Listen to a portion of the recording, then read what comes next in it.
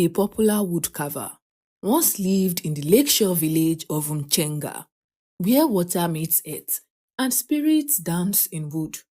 His name was Umfatso. His fingers could create what others couldn't from timber. His figures, so lifelike, elders whispered they might walk at night. When he carved, tiny embers sometimes sparked from his blade, vanishing before others could notice. It is a gift he considered merely as passion's fire.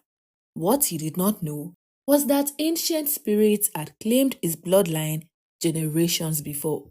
For 10 seasons, Master Kamulantu had guided the village's craft, but age had bent his spine like a rain-heavy branch. The time had come for a new master to be named. Everyone knew only two possessed the skills worthy of consideration. It was either Umfatso, whose hands bettered visions from wood, or Limbani, whose patient blade never carved an error. Umfatso walked on a mask depicting Lapolo, the serpent spirit of the lake, for 40 nights without rest, his fingers bleeding into his masterpiece. He carved the scales of the mask so delicate they seemed to ripple in firelight. Wood transformed to water, solid to fluid. As he carved the final scale, he pricked his finger deeper than before. A drop of blood soaked into the wood, disappearing as though the mask drank it willingly. "You've poured too much of yourself into this," cautioned Tiamike, his sister, as she bandaged his hands before the ceremony. "There is giving life to wood, and there is giving wood your life." Umfatso merely smiled, eyes fever bright with certainty. All of Umchenga gathered beneath the ancient baobab on the selection ceremony. Elder Makani raised gnarled hands for silence. "Bring forth your offerings to the spirits of craft." Limbani approached first, presenting his work. It was a rendering of village life carved into a circular panel, each figure connected to the next in an unbroken circle. Simple, harmonious, complete. When Umfatso's turn came, he stepped forward with a leopard's confidence. His mask caught the light, scales gleaming with an inner fire that made several elders lean forward in astonishment. The elders conferred in whispers.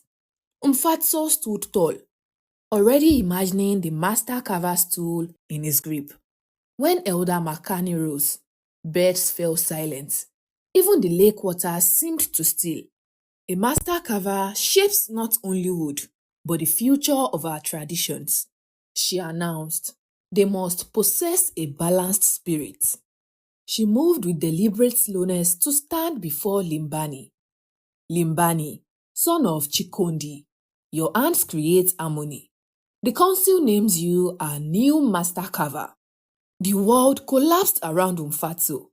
He watched as sacred tools were placed in Limbani's unworthy hands. "Your skill surpasses his," Elder Makani whispered to him alone. "But your spirit burns too hot. A master must create without consuming himself or others." "My father would have chosen me," Umfatso hissed, reopening his cuts as his fists clenched. "Your father was the one who cautioned us against you before his passing," Elder Makani replied. Umfatso turned away, shoving through the crowd. His path took him past the sacred eternal flame that had burned since the village's founding. Without thought, his foot struck the clay vessel. It toppled, fire spilling across sacred ground. As villagers rushed to save the flame, Umfatso continued walking, unmoved by their cries. He did not see the tiny embers that leapt from the scattered fire to follow him home, dancing in his footsteps like eager children. That night, Umfatso carved Limbani's form with vicious precision into black wood. "Let him feel it," Umfatso muttered. "Let him feel the burning shame. Let his hands know pain." A drop of Umfatso's blood fell onto the carving. Rather than staining the wood, it sank in completely. For a moment, the small figure paused with a faint reddish glow. The next morning, As Limbani prepared for his first demonstration as master carver, he suddenly jacked back with a cry when he reached for the sacred tools. Angry red welts appeared across his palm, blistering before the village's eyes as though they were burning.